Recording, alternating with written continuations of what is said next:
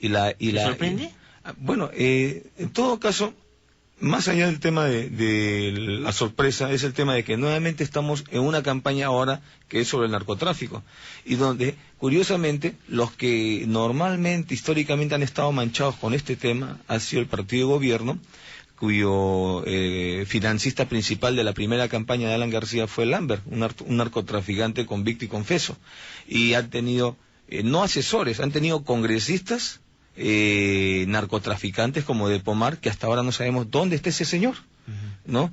Y han tenido conductas como la de Mantilla recibiendo plata de Montesinos, ¿no? Ese tipo de conductas, y ahora estamos viendo, como comentábamos en el libro de Gorriti, cómo García está pidiendo a Business Track que me espíen a mí, que intervengan, que me intercepten mis comunicaciones en la época de campaña. Entonces, vamos, nuestra conducta no es como la de estos amarros. Nosotros no hacemos eso. Bueno, ya que usted... Y por otro lado, sí.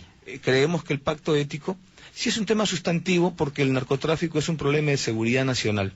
Y en ese sentido creemos nosotros que un pacto ético, por lo menos para que funcione en dar una muestra de confianza a la población de sus gobernantes, tiene que ser suscrito por las personas, por los funcionarios públicos que tienen capacidad de decisión para impedir el ingreso de los insumos a las zonas de insumos químicos a las zonas de narcotráfico, la producción de la droga y la exportación de la droga. Estamos hablando de ¿quién? Del presidente de la República. Estamos hablando del Consejo de Ministros que norma la legislación para el control. Estamos hablando del responsable de la DIRANDRO. Estamos hablando de personas jurídicas que no necesariamente también son personas naturales, funcionarios públicos, como por ejemplo el consorcio LAP, donde tienen la concesión del aeropuerto Jorge Chávez y por ahí está saliendo droga. Entonces, ellos también tienen capacidad de decisión en esta lucha contra el narcotráfico. Pero en el caso de ellos... Y debieran firmar el pacto ético. Claro, pero en el caso de ellos no tienen que firmar el pacto, ellos tienen que cumplir con lo que la ley establece. Quien gobierna están las instituciones que no cumplen, tiene que ser sancionado. Con ese criterio nadie tiene que firmar el pacto ético, lo único que hay que cumplir es las normas. ¿Por qué tendría uno que firmar un pacto ético de lucha contra el mal? Entonces, obviamente... Si usted me pregunta, yo creo que no necesitas un pacto ético desde el gobierno para hacerlo, tiene sencillamente que hacerlo. Obviamente, en este tema de la ética, no podemos separar a las personas, a los miembros del Estado y a los miembros del sector privado. Yo creo que acá todos tenemos que sumarnos, ¿no? Y creo, como tú lo dices, ¿no?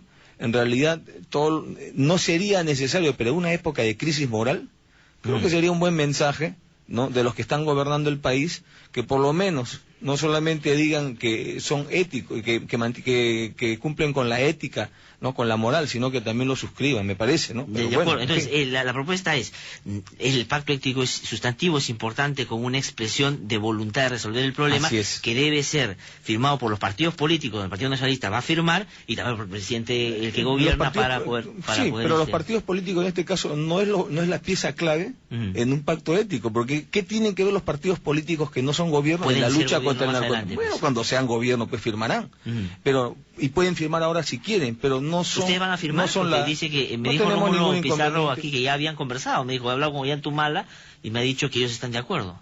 Sí, queremos ver todavía el pacto ético, ¿no? El texto del... Claro, pero como le vuelvo a repetir, es el tema de que los que tendrían primero que firmar son los que están enfrentando, los que tienen el mandato del pueblo de enfrentar la lucha contra el narcotráfico, y los que tienen alguna capacidad de decisión. Ahí tengo una idea, no tienen que hacer, tienen que gobernar, tienen que resolver el problema. En realidad todos. Más vale que sobre que falte en casos como eso.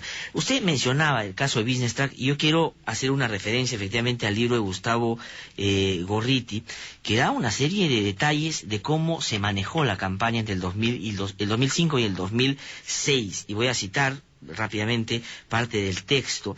Dice, de acuerdo a versiones confiables que ha consultado Gorriti, Ponce Feijó le contó al presidente, a García, que sus comunicaciones electrónicas, incluso correos electrónicos muy personales, habían sido interceptadas y penetradas antes de su regreso al Perú. Es decir, habían interceptado los correos de García, ¿no? Ponce Feijó habría añadido, al presidente García le había dicho, que nada se hizo público entonces porque él se cuidó de que no saliera y guardó la información.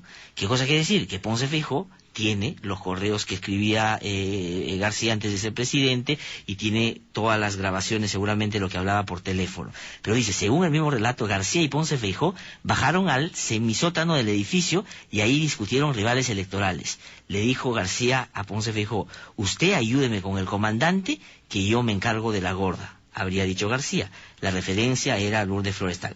Todo indica que Chito Ponce ayudó, porque luego hubo algunos apristas prominentes, entre ellos Agustín Mantilla, que sugirieron que aquel fuera nombrado jefe de la Dirección Nacional de Inteligencia y también lo ascendieron a contraalmirante.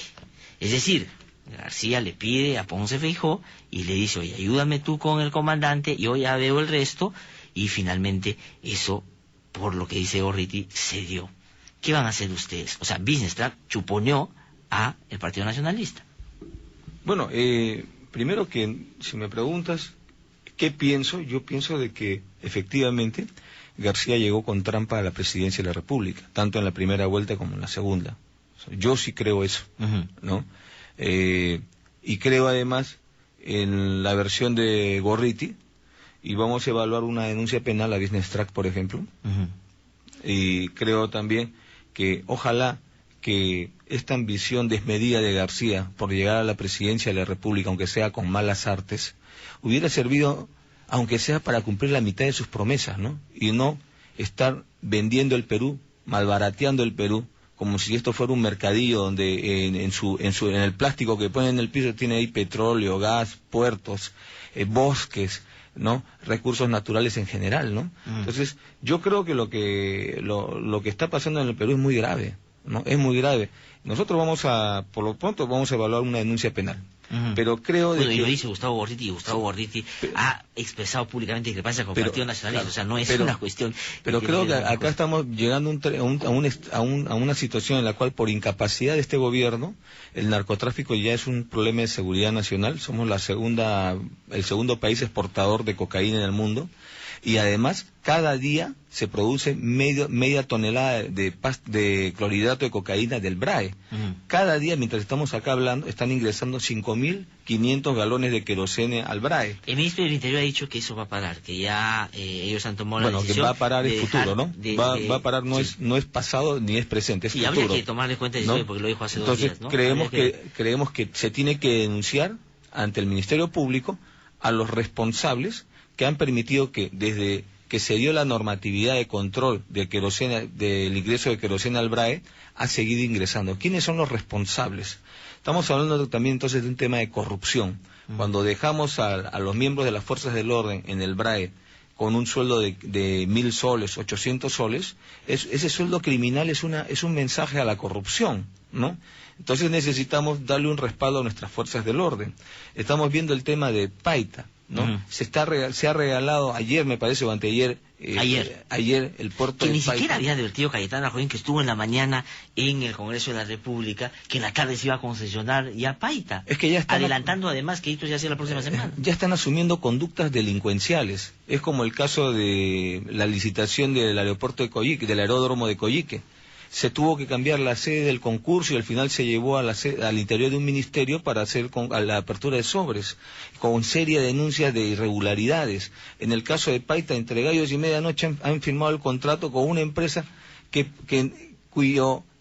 ha tenido que amoldarse el contrato 40 veces. O sea, le han hecho un traje a la medida, ¿no? No tenía como ha ido al sastre. No tenía plata. No tenía nada. Simplemente son piratas. La denuncia es por colusión. ¿Qué? La denuncia es, me imagino, por colusión, por digamos arreglos previos antes de otorgar una concesión de esta naturaleza, pero la van a hacer porque he visto en los diarios que ya han anunciado públicamente. Así es. Entonces lo que estamos viendo en el Perú es que primero no hay políticas de Estado.